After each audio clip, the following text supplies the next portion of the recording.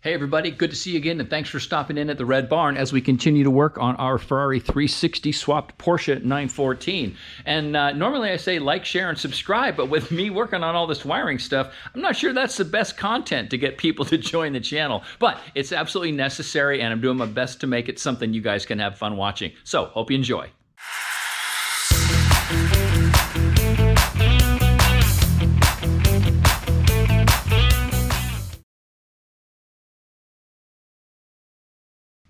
So I'm going to jump in and start actually doing the wiring, which is highly repetitive and probably not something that's fun to watch. I can tell by the number of views that the last few weeks of videos have gotten that wiring is not interesting to most people. But I'm documenting everything about this build. Really, the purpose of this channel, if you couldn't tell from last time where I talked about, not having sponsors, it's really, I don't even monetize this channel. It's really just to document the Ferrari build so that at some point in the future, when the car goes to be sold, if someone wants to know anything about it, everything is covered in these videos. So I'm going to film some stuff of the wiring, but what I think you might find interesting is a lot of the comments are about things like, ooh, wiring scares me too. And what I have found, like with most of this stuff on this build, if you have the right tools, you can accomplish quite a bit, even if you're a relative amateur, and I certainly am an amateur. So I just want to cover the tooling that I'm going to be using, and then I can use it. When you see me using it, you'll know what's going on, and maybe you'll know why I picked a particular tool. So typically, right, you've got a snipper, a little wire cutter to cut wire lengths, etc., and you have a wire stripper. Now this one is a little bit high-endy. It's not super high-endy, but it's better, in my opinion. It's better than grabbing something and pulling the end of the insulation off by hand, where or razor blading around something where you run the risk of damaging the actual copper conductor. And what's nice about this one is it's got this built-in stop. And what you'll see me doing when I get to a certain kind of terminal, I'll talk about those in a second, but some of the terminals require that you expose a particular amount of the wire and have a little bit of space between the end of the terminal and the insulation. And with this, you can set the stop, put your wires in here, strip the wire, and repeat it, and you're not having to look every time. You're not having to measure something. And these things are great because, let's assume, just for fun, I'm going to make a random selection here. Let's assume that was the length I needed. There's a series of jaws in here. Going to be hard to see, but for different size wire, different gauge wires. And so by placing the wire in the appropriate one, let me just check and see where it is. This jaw set, I'll see if I can kind of show you. This jaw comes down and grabs the wire. This jaw on this side cuts through the insulation. And when you do the squeeze, it just does a perfect job of separating out just the amount of the conductor that you want. And like I said, it's repeatable. If I wanted that to be the exposed length, it's just clip, clip, clip, and away you go. So having a really nice set of wire strippers is super handy. So that's the wire stripper. And then it comes to crimping on the terminals. And I will be working with two different kinds of terminals. This is an open, what I call an open terminal, right? Or a stamped terminal. And you can see that you lay the wire into it, right? If I laid that in there, you can see that part of that terminal is going to grab the conductor, and part of that terminal is going to grab the insulation, right? So this is, again, a stamped terminal, or what I call an open terminal, because it's open. And this is the crimper I would use for that. This is specifically for a Deutsche kind of terminal, and hard to see, but there's a step in this set of replaceable jaws. This happens to be an MSD crimper. I got this from Summit Racing. And you can order different jaws. You can do spark plug wires. You can do, WeatherPack GM kinds of terminals. And this one is for Deutsche stuff. And this terminal, again, you might not be able to see it, but it steps down where the insulation component lives in it. And that's exactly what this set of jaws does, is there's a step down section in the jaw, so that I would normally be faster at this, but I'm trying to get everything positioned for filming. And with the wire positioned correctly. It's a one and done squeeze, and you can see how simple that is. The conductor's crimped in that section where it's supposed to be, and the insulation is grabbed by the component of that terminal where it needs to be. And then that is basically a perfectly crimped piece of wire. Every time you do a crimp, you also want to give it a pretty significant tug test to make sure that you got a good crimp. And that is ready to go into, in this case, a Deutsch terminal that takes that size, or a Deutsch connector that takes that size terminal. Then the other kind of terminal that I'll be using is, let's call it a closed terminal. And this is what's used for the mil-spec connectors. It's what's used for these AMP Super Seal connectors. And it's closed. It's just this little opening at the end of the terminal. So it would be the same process. I would select the appropriate wire. I'm just going to grab another one randomly and strip it. This one is actually where you would need to pay attention. So I would need to test for the exact size that I wanted, or the exact distance, amount of exposed conductor that I want. But let's just for fun say that that's the amount of conductor I want to expose. What happens now is this terminal, you slide the wire into that terminal. And now, wait a second, how am I going to crimp that? What's the right tool to use? What I would do is use the magical DMC, the Daniels Manufacturing Corporation. This is an AF8 crimper. And this isn't the whole set of tooling that I need, but let me just show you what it does. If you look at what's going on in the center of that, as I squeeze this down, you'll see 4 different sets of jaws come out radially, or come in radially. And there's actually 4 on this side of it and 4 on this side of it. So it's 8 separate grabbers. And again, this is a single cycle tool. It comes down and away we go. And it crimps into the component of that terminal where the wire is. So the other element of this tool is what's called a turret. And this is a part number TH1. And what you can see on here, I don't know if you can read it, but this supports 3 different contact sizes, 20s, 16s, and 12s. And this attaches to the tool. And I'm not going to do this because I don't have enough of those terminals to sacrifice one, and I haven't got an actual wire prepared yet. But this turret attaches on here.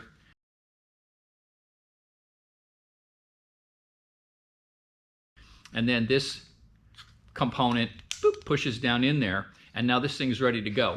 And now what happens is I would take and simply, I either can put the wire on here first, or I can just drop the terminal in and then put the wire in here and give it a squeeze, and it's going to do a perfectly crimped job. Yes, there's a setting set, and what happens is you read this little guide here, and it tells you, well, if you're using this size wire and this size contact, you want to have this positioned on position number X.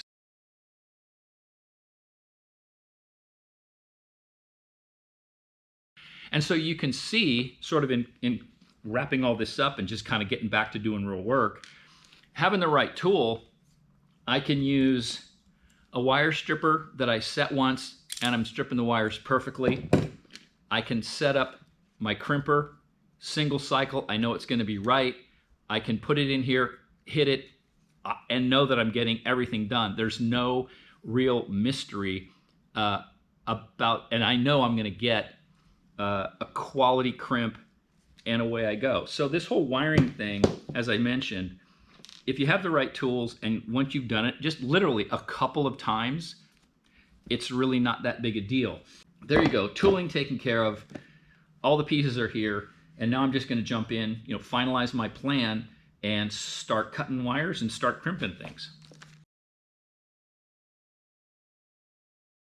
Oh, there's one other thing I want to point out, and that is the lively conversation and the lively arguments that happen around crimping versus soldering. Whenever you have a join between wires, There are some people that say soldering is just fine.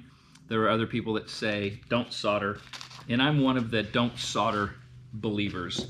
And so whenever I'm doing wire splicing, which I'm about to start by, it's one of the first things I got to do is splice together some wires to, well, you'll see when we get there. But these are what are called open barrel crimps, and they're exactly what you think, right? They're sized a particular way. There's a number of different sizes, and they take, they use one of the more traditional kinds of crimpers, right? I can use kind of I call it the hardware store crimper, but it's what you would expect it to be.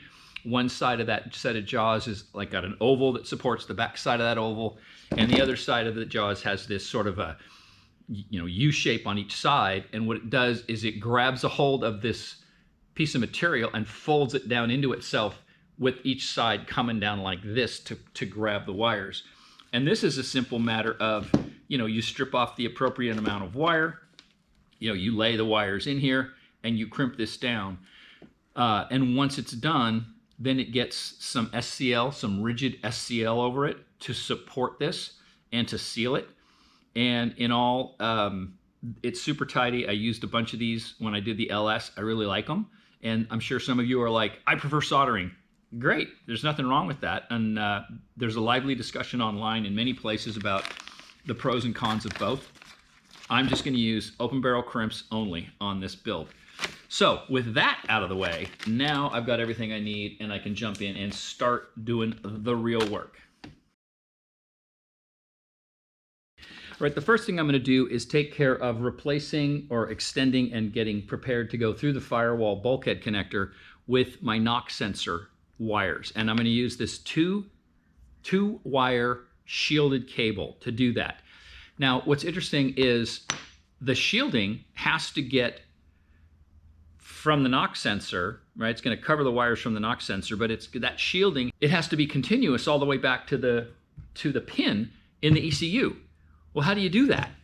Well, what I got to do is I've got to separate the shield from the wiring, from the conductors,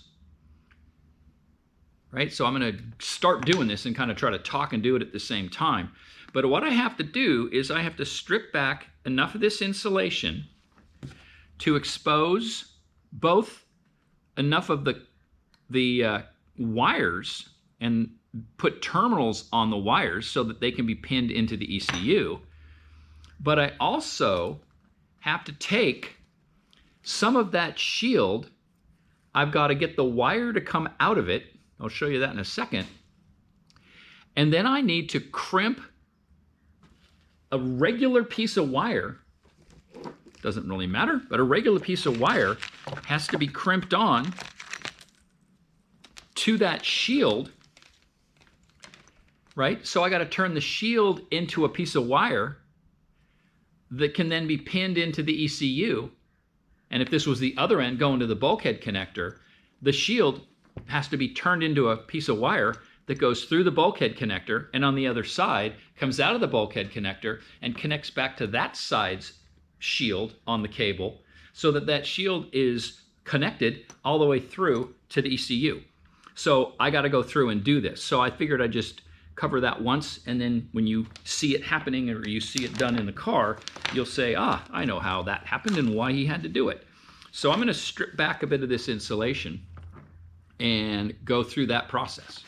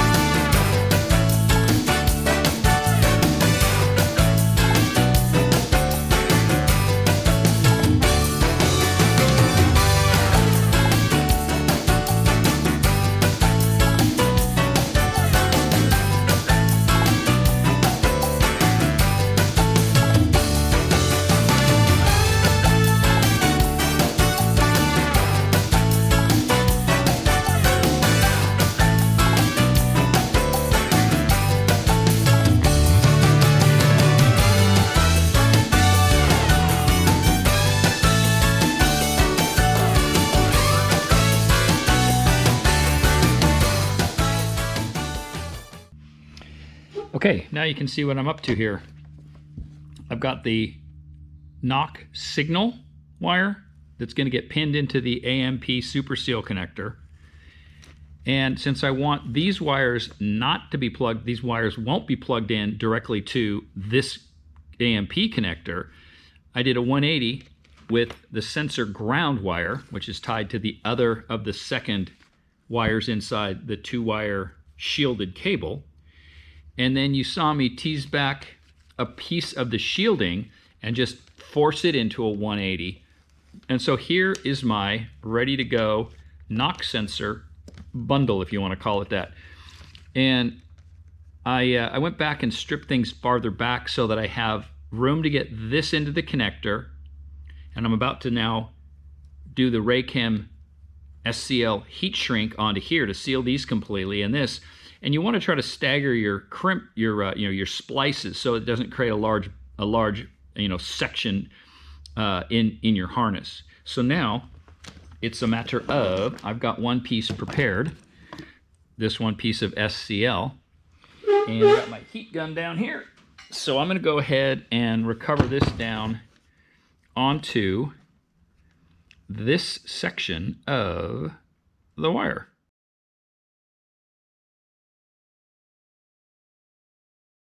Pardon the heat gun cooling down there in the background, but here you can see the glue line seal has come out and sealed this, and then you saw me pinch this end down to seal that end off. So that's a completely sealed component there, and I'm going to come back and do the same thing down in here with another piece, and we will be all set to go with this component of the wiring. And for fun, can I show you, here's the factory Haltech piece, right? Signal wire goes to the AMP connector. There's the shield that's open barrel crimped onto the shield ground. And here's the second wire, right, which is the signal ground that just does a U-turn. And so if we come back and look at what I just made, right, signal, shield, and signal ground. Pretty cool. So this plugs back into the pin where this one came out, and then I separate this out of the harness and get it up to my bulkhead, and away I go.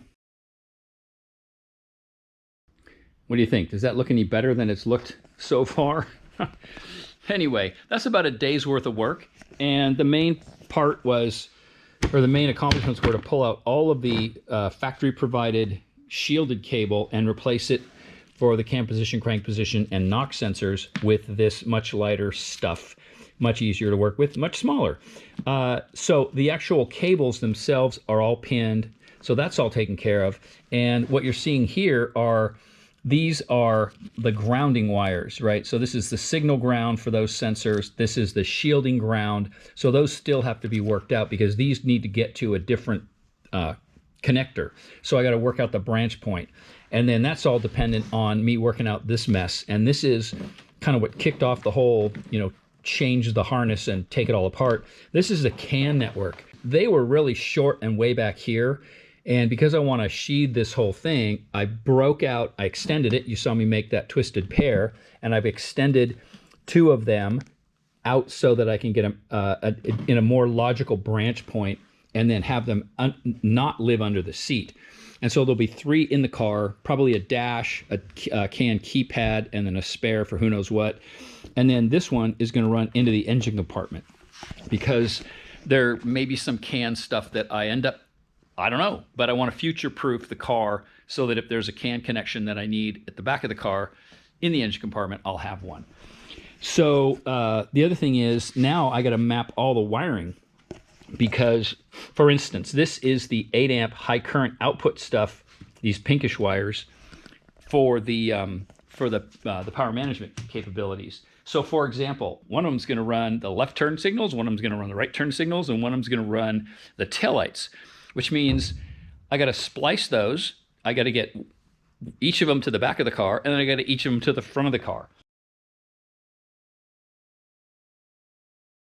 So this is all going to now turn into which wire is really getting set up for which function, and where exactly is it going to need to run in the car, and how am I going to route it, where these branch points are going to be, and try to keep everything as tidy as possible. So, you know, like some of these wires, this is all ignition and injection, so that's got to get around to the engine.